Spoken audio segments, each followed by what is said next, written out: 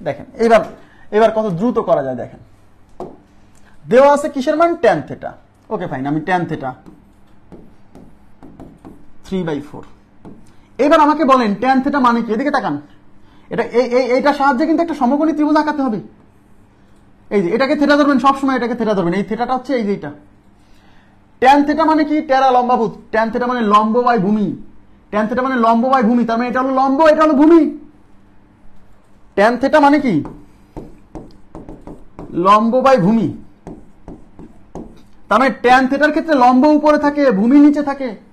তার মানে tan থিটার এই উপরেরটা হলো লম্ব, উপরেরটা লম্ব, নিচেরটা ভূমি।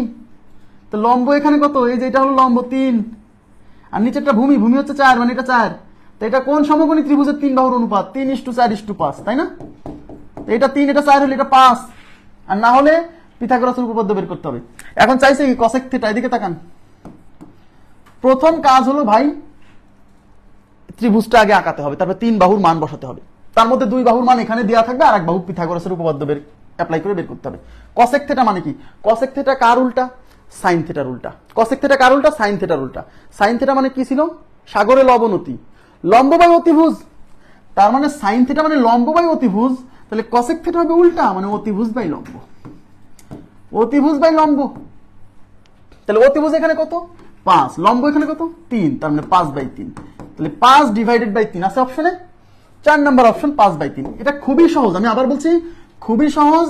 প্রথমে যে ত্রিকোণমিতিক অনুপাতটা দেওয়া থাকবে সেইটার সাহায্যে আপনি একটা ত্রিভুজ আঁকায়ে 3 বাহুর মান খালি বসাই দিবেন, তারপরে আপনি অঙ্কটা করে ফেলবেন খুব সহজে।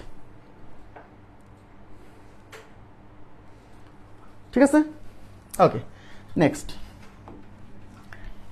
এখানে কি বলছে? এখানে বলছে sin theta is equal to 5/13 হলে cosec থিটা কত? এই অঙ্কের জন্য আবার ত্রিভুজ আঁকানোই লাগবে না, কারণ আমরা সবাই জানি যে sin থিটার উল্টা হচ্ছে cosec থিটা। তাহলে sin থিটা যা দেওয়া আছে এটাকে উল্টাই দিলেই হয়ে যাবে cosec থিটা। তাহলে 5/13 কে উল্টাই দিলে 13/5, 13/5 এই যে 3 নম্বর অপশন। এটা করাই লাগবে না, অঙ্ক এটা করাই লাগবে না।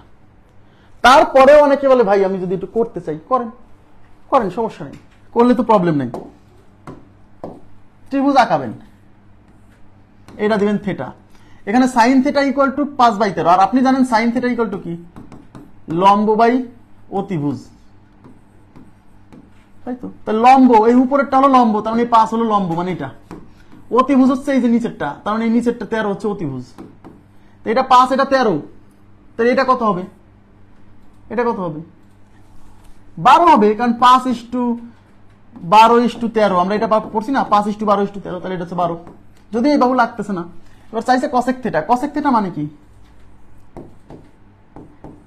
cosec থিটা হচ্ছে sin থিটার উল্টা, তাই sin থিটা লম্ব বাই অতিভুজ, তাহলে এটা হবে অতিভুজ বাই লম্ব।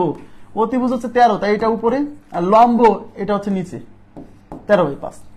মানে এইটার উল্টা যেহেতু এইটা, তাই আমাদের কোনো ত্রিভুজ না আঁকাই অঙ্কটা সলভ করতে পারছি। ঠিক আছে।